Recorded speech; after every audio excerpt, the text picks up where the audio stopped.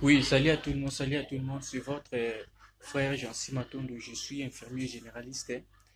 J'ai un message important à annoncer aux futurs couplets, aux futurs couplets, donc aux futurs parents, ceux qui pensent d'être en couple demain. Donc, le message que je vais juste vous annoncer, c'est quoi? Je vais juste vous informer avant de se mettre en couple, avant d'avoir un engagement avec un partenaire, passez d'abord à faire tous les deux des examens prénuptiaux.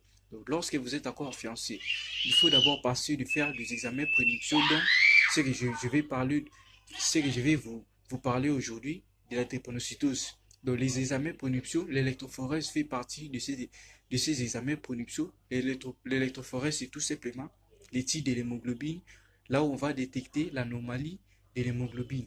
Donc, c'est très important et ça va vous permettre de ne pas avoir un enfant drépanocytaire. Donc, sur ce, lorsque vous allez faire cet examen que l'électrophorèse qui fait partie de l'examen prénuptiaux, on va détecter ainsi chacun de vous deux a un porteur de la gène S ou le gène de la drépanocytose. Donc, si vous êtes AS, vous ne pouvez pas avoir un partenaire qui est des AS aussi, parce que ça va, vous aurez 25% d'avoir un enfant drépanocytaire. Et si vous êtes AS, vous ne pouvez pas aussi avoir un partenaire SS parce que vous aurez 50% d'avoir un enfant drépanocytaire. Donc, si vous êtes AS, vous devez avoir un partenaire qui est des AA.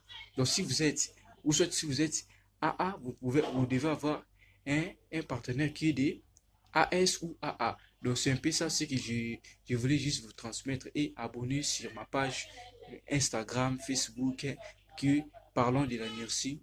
Merci.